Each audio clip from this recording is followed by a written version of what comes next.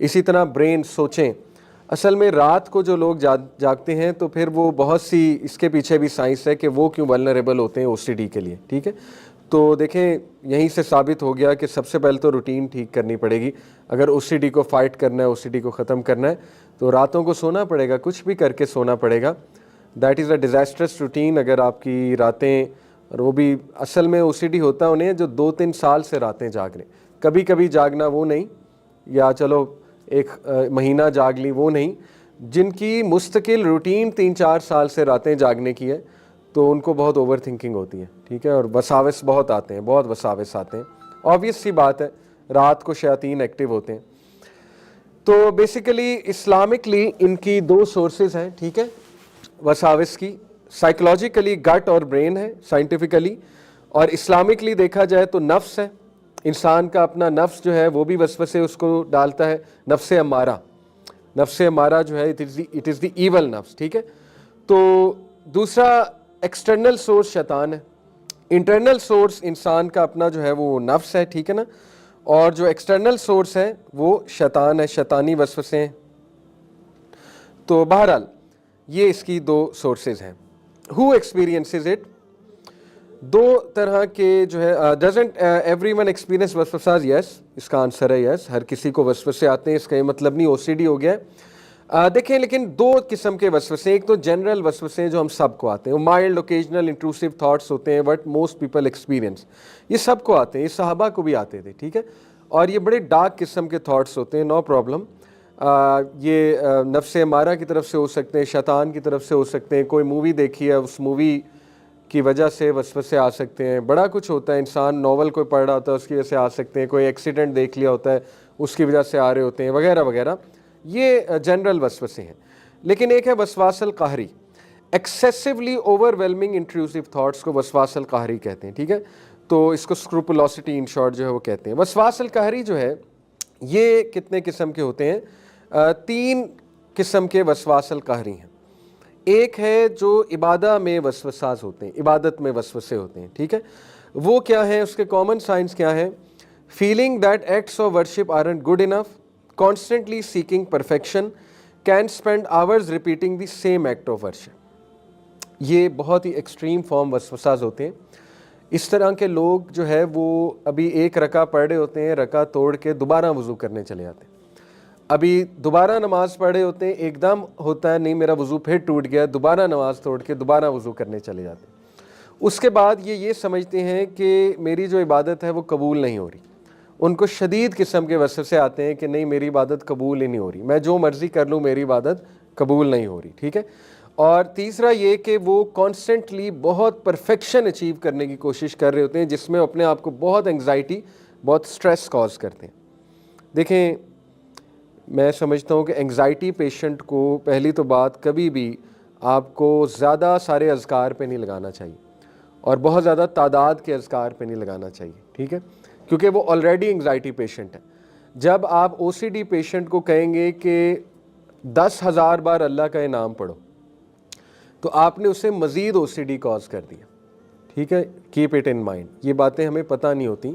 او C D بہت common ہے آج کے دور میں، اللہ معاف کرے، بیکاز آف آر روٹینز. میں نے آپ کو پہلے کہا راتیں جاگنا، فاسٹ فوڈ کھانا، ٹھیک ہے نا، پھر اور بھی بہت سی ریزنز ہیں. یہ شیاطین بہت ایکٹیو ہیں. تو اس لیے ایسے لوگ میں نے آپ کو بتایا کہ they are constantly seeking perfection, یعنی جب تک ان کی چیزوں میں پرفیکشن نہیں آ جاتی وہ بہت زیادہ سٹریس میں رہتے ہیں. یعنی مثال کے طور پہ انہوں نے ایک لسٹ بنا لی ہوتی ہے کہ میں نے دن میں 100 اذکار کرنے ہیں. یعنی سبحان اللہ بھی حمدی بھی کہنا ہے، سبحان اللہ بھی حمدی سبحان اللہ عظیم بھی کہنا ہے، لا الہ الا اللہ وحدہ لا شریک لہ یہ بھی کہنا ہے 100 بار. میں نے استغفر اللہ بھی 100 بار کرنا ہے، درود ابراہیمی بھی 100 بار کرنا ہے، فلانی چیز بھی 100 بار کرنی ہے، وہ بھی 100 بار کرنا ہے، وہ بھی 100 بار کرنا ہے. تو 10 اذکار کی لسٹ بنا لیتے ہیں کہ میں نے 100 بار سارے کرنے ہیں. اور وہ یہ سمجھتے ہیں کہ اگر میں نے یہ نہ کیے تو پھر آئی ایم ڈومڈ، پھر میں ریلیجس نہیں ہوں، اور یا پھر یہ کہ آج میرا دن بہت خراب گزرے گا. تو یہ وسواس القہری میں آتا ہے. شیطان انہیں یہاں سے تنگ کر رہا ہے. دیکھیں شیطان has tools for every one. شیطان جو ہے نا اس کو پتہ ہے نیک بندے کو میں نے کہاں سے پکڑنا ہے، ذکر اذکار کرنے والے کو کہاں سے پکڑنا ہے، حافظ قرآن کو کہاں سے پکڑنا ہے. ٹھیک ہے نا، اس کو ہر ایک کا وہ پتہ ہے، نس پتہ ہے. تو we have to be very careful about it. ٹھیک ہے, ایک تو یہ عبادہ میں وسواس آنا. دوسری ٹائپ ہے طہارہ میں وسواس آنا بہت زیادہ, یعنی irrational fear of contamination. ایسے لوگوں کو جو ہے وہ بہت زیادہ کنٹامینیشن کا ڈر ہوتا ہے ہر وقت, یعنی وہ کسی سے ہاتھ میں نہیں ملا سکتے, انہیں ایکسٹریم فیئر ہوتا ہے کہ مجھے جراثیم لگ جائیں گے. ٹھیک ہے, یا وہ کسی چیئر پہ نہیں بیٹھتے جب تک وہ اسے صاف نہ کر لیں, بہت اچھے سے صاف نہ کر لیں, انہیں ایکسٹریم فیئر ہوتا ہے. یا وہ بیڈ شیٹ پر نہیں بیٹھیں گے, کہیں اس طرح بیٹھیں گے نہیں کنٹامینیشن کے ڈر سے. ٹھیک ہے, یا تھوڑا سا کچھ انہیں نظر آ گیا اپنی شرٹ پہ لگا ہوا, تو مثال کے طور پہ گاڑی چلاتے ہوئے جو ہے نا وہ پانی کی بوتل لے کے صاف کرنے لگ جائیں گے اور اس طرح گاڑی لگ جائے گی, ایکسیڈنٹ ہو جائے گا خدا نہ خواستہ. یعنی اتنی کمپلشن اور obsession ہے کہ گاڑی چلاتے ہوئے جو ہے نا وہ صفائی کا خیال آ جائے گا. ٹھیک ہے, کبھی کبھی ہو, میں نے شروع میں بتایا وہ ہو جاتا ہے, کوئی بات نہیں, لیکن اگر یہ بہت مستقل آپ کا مزاج بنتا جا رہا ہے تو دس از ڈینجرس. اسی طرح irrational fear that وضو از incorrect, invalidated, یہ بہت کامن ہے, بہت کامن ہے. سب سے زیادہ وسوسے شیطان اس کانٹیکس میں ڈالتا ہے. ٹھیک ہے, وضو اچھے سے ہی کرنا چاہیے, نو ڈاؤٹ, لیکن ایک بار آپ نے اچھے سے کر لیا, آپ کو شور ہے انشاءاللہ کہ کوئی بھی اسپاٹ وہ اب نہیں ہے ڈرائی, تو اٹس گڈ ٹو گو انشاءاللہ. باقی دیکھیں وضو شیورٹی پہ دوبارہ کیا جاتا ہے. اگر ڈاؤٹ ہے نا, ڈاؤٹ پہ وضو نہیں ٹوٹتا ہے. یہ فقہ ہے, پوری فقہ الطہارہ اسی لیے پڑھنی چاہیے. دیکھیں وسواس القہری ریلیٹڈ ٹو طہارہ کا سلوشن ہے فقہ الطہارہ پڑھیں تاکہ آپ ریلیکس ہو جائیں. لوگ پڑھتے ہی نہیں, لوگوں کو پتہ ہی نہیں فقہ الطہارہ. دیکھیں اتنی لچک ہے, اتنی لچک ہے فقہ میں, آپ سوچ نہیں سکتے, آپ فتوے پڑھ کے حیران رہ جائیں گے. ٹھیک ہے, یعنی آپ خود سوچیں کہ صحابہ جس دور میں رہتے تھے, تھوڑا سا سوچیں, کیا پانی بہت زیادہ میسر تھا؟ کیا ان کو بہت زیادہ کلینلینس کے مواقع میسر تھے؟ تو سوچیں صحابہ جس طرح طہارت کرتے تھے, تو اس کا مطلب ہے بہت لچک ہے طہارت میں. بہت زیادہ اوور طہارہ کرنے لگ جانا, یعنی 10 بار اپنے آپ کو واش کرنا, تو پہلی تو بات یہ پانی کا ضیاع ہے. ٹھیک ہے, دوسری بات کہ پھر اگر آپ ایسے کریں تو صحابہ پھر سوچیں, وہ ان کے پاس تو پانی نہیں تھا, وہ کیسے کرتے ہوں گے؟ جب وہ لیٹ سے واش روم جاتے ہوں گے تو اتنی فیسلٹیز نہیں تھیں, تو وہ تو پتھر سے معاملہ کرتے تھے. سوچنے کی بات ہے. ٹھیک ہے, آج لوگ پانی سے بھی کر لیتے ہیں, ٹیشو سے بھی کر لیتے ہیں, پھر بھی وسوسے آتے ہیں, پھر بھی وسوسے آتے ہیں, نہیں میرا وضو ٹوٹ رہا ہے, پھر بھی وسوسے آتے ہیں, نہیں یہ ہو گیا وہ ہو گیا. ٹھیک ہے, تو فقہ الطہارہ جب آپ پڑھیں گے آپ ریلیکس ہو جائیں گے. بہت لچک ہے طہارت کے معاملات میں. ٹھیک ہے, تو اس کا نالج ہونا چاہیے آپ کو. مثال کے طور پہ اگر خدا نہ خواستہ آپ کو فیل ہو کہ میرا ڈراپ نکل آیا ہے واش روم کر کے, یورین کا ڈراپ نکل آیا ہے, تو کیا فقہ الطہارہ کیا کہتی ہے, پھر کیا کرنا چاہیے آپ کو پتہ ہونا چاہیے. اگر کسی کو یہ ڈر ہے کہ مزی یا منی نکل آیا ہے, اگر ہم بات کریں مردوں کی, تو اس کے پیچھے پوری فقہ ہے کہ پھر کیا کرنا ہے آپ نے, تو یہ آپ کو پڑھنا چاہیے. ٹھیک ہے, کوئی شیخ کے پاس, اسکالر کے پاس جا کے کہ ہمیں طہارت کے بارے میں فقہ پڑھائیں پوری کی پوری. اسی طرح وضو کن چیزوں سے, نواقض وضو کیا ہیں, وضو کن چیزوں سے بریک ہوتا ہے, یہ پتہ ہی نہیں ہے لوگوں کو. لوگ سمجھتے ہیں بد نظری سے وضو ٹوٹ جاتا ہے, لوگ سمجھتے ہیں گالی دینے سے وضو ٹوٹ جاتا ہے. ٹھیک ہے, لوگ سمجھتے ہیں اگر میرے ناخن بڑے ہیں تو وضو ٹوٹ جاتا ہے, لوگ سمجھتے ہیں مٹی لگ گئی وضو ٹوٹ جاتا ہے. یہ باتیں آپ کو پتہ ہونی چاہیے. خون نکلنے سے وضو ٹوٹتا ہے کہ نہیں ٹوٹتا ہے آپ کو پتہ ہونا چاہیے.